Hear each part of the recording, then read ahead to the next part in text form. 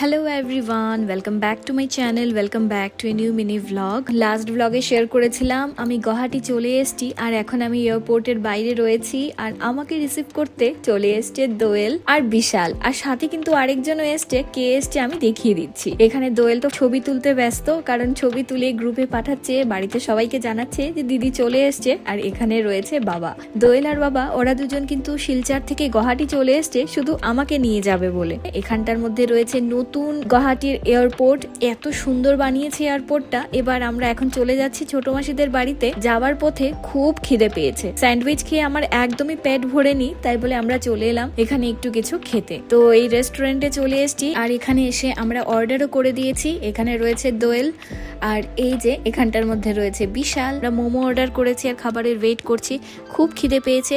তাহলে চলুন আজকে মিনি ব্লগটা এখানেই শেষ করছি, নেক্সট মিনি ব্লগে আবার দেখা হচ্ছে। টাটা।